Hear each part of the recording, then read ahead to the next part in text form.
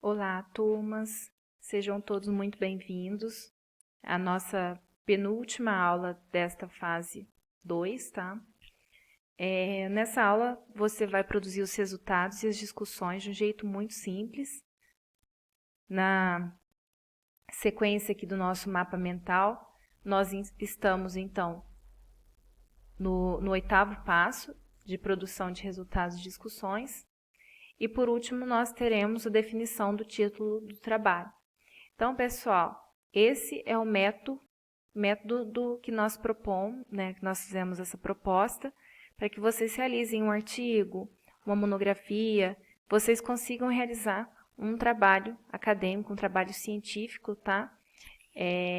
Uma receitinha mesmo, tendo em vista que muitos têm dificuldade no ato da escrita, né? De ter essa noção, esse feeling do passo a passo que nós devemos fazer na realização da nossa escrita, tá? Então, pessoal, na segunda parte dessa aula, você vai produzir 2 laudas correspondentes aos resultados de discussões. Isso pensando no artigo, tá? No caso de um trabalho como a monografia, nós sabemos que pode ser que fique com mais folhas, tendo em vista, né, que vocês apresentam gráficos, tabelas, né? Uma parte vai para o apêndice. Então, pessoal, nessa etapa, o que você vai estar revelando? A importância do seu estudo para a sua área e responder à pergunta: e daí? Isto é, o que o seu trabalho contribuiu de fato? O seu trabalho contribuiu em algo? No quê? Tá?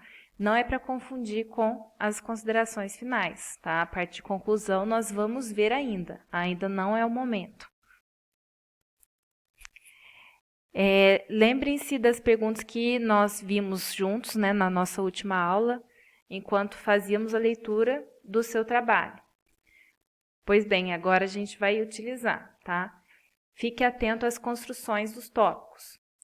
No primeiro e no segundo parágrafo, faça uma recapitulação do que foi visto no seu trabalho.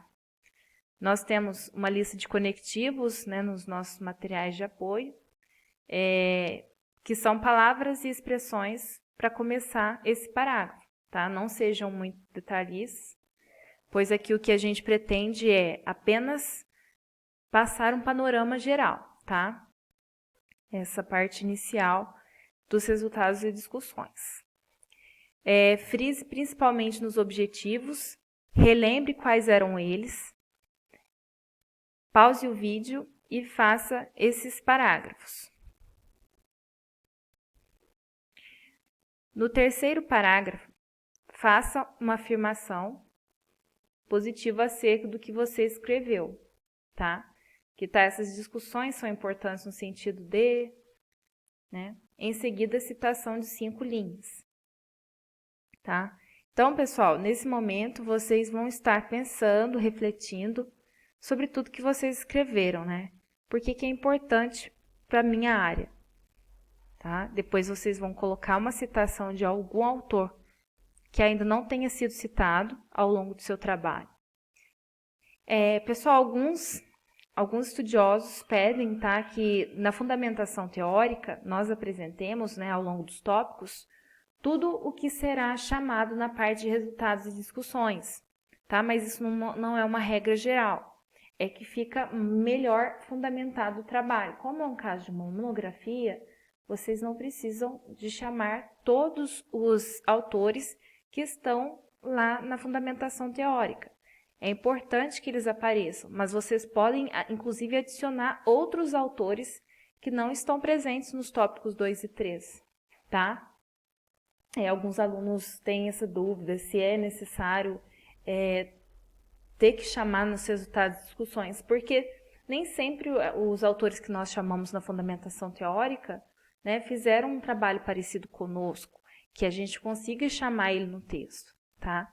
Então, vocês podem sim chamar outro autor, ok? Então, essa citação, claro que vai concordar com o que você escreveu, né? Dentro aqui dessa aspas de exemplo, tá? Então, o que você escrever de positivo sobre o seu trabalho depois você coloca uma citação alinhada ao que você escreveu, ok?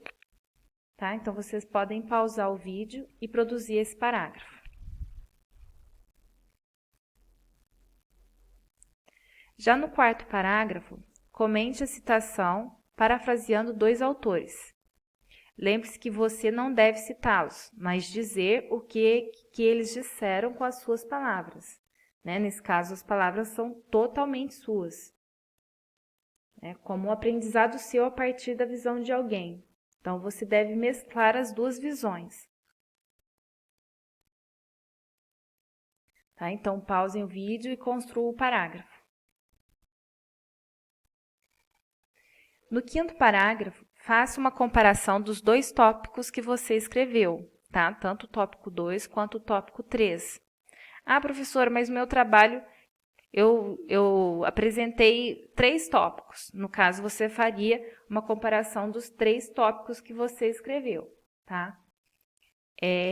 Aqui está na forma do nosso método, né? Nós propomos 2 tópicos. Então, você faria uma comparação entre os assuntos desses 2 tópicos. Certo? E o que mais que nós temos? Vocês vão pensar de que forma um tópico está contido ou dialoga com o outro. Existe algum ponto de divergência? Caso sim, é importante citar, tá bom? Caso não, apenas reafirme como eles se completam. Pause e faça esse parágrafo.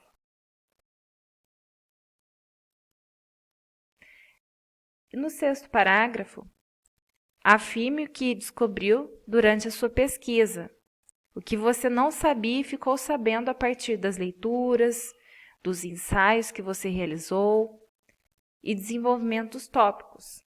É isso. O que essa produção proporcionou em termos de conhecimento a você. Podemos pensar, para endossar o que disse, insira uma citação de 3 linhas, ou seja, ainda dentro do parágrafo, iniciando com a expressão sobre essa questão, o autor fulano corrobora, afirmando que, e aí você cita, tá? Sobre este assunto, o autor ciclano afirma, concorda com, tá? São algumas ideias de escrita dessa parte. Pause o vídeo e faça o parágrafo. E no sétimo parágrafo, vocês vão fazer o quê? Apresentar mais uma citação direta de 3 linhas de um autor que dialogue com o anterior. Complete o pensamento com as suas palavras, ainda no mesmo parágrafo. Pause o vídeo e faça o parágrafo.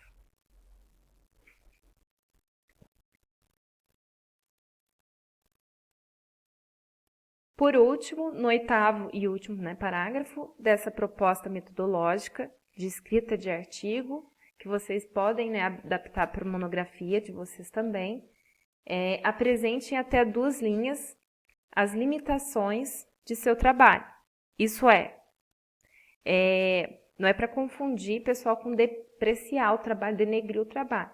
É uma coisa muito positiva quando nós abordamos o que ficou, na verdade, o que poderia ter sido complementar no trabalho, tá?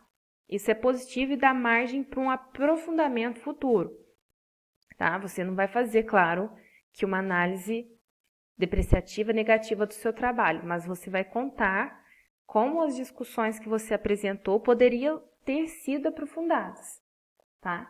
Então, ainda nesse mesmo parágrafo, fale sobre discussões que o seu trabalho proporciona para trabalhos e pesquisas futuros, tá? Funcionaria como sugestões para trabalhos futuros.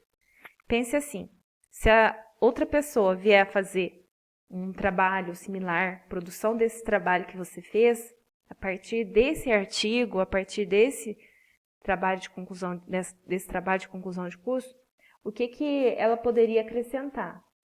Tá? Então, a ideia é essa desse parágrafo. Podem realizar a pausa do vídeo e façam este parágrafo.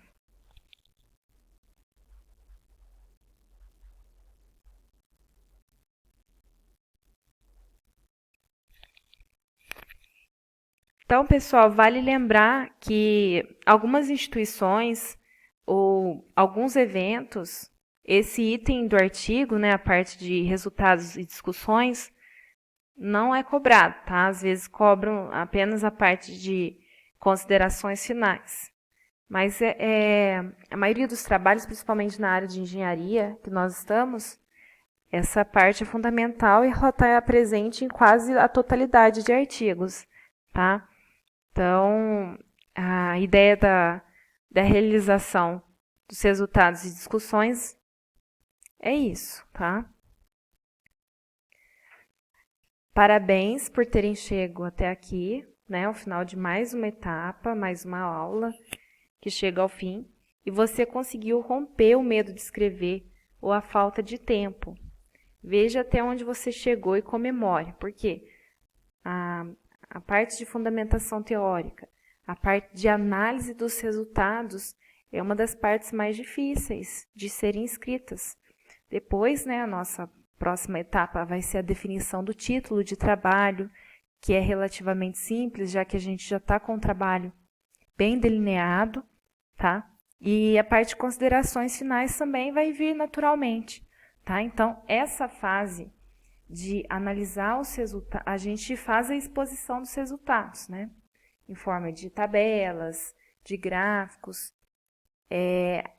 Agora, trazer as reflexões, né, com outras citações que endossem o nosso trabalho é uma tarefa difícil, tá? Então, façam com calma e até a nossa próxima aula.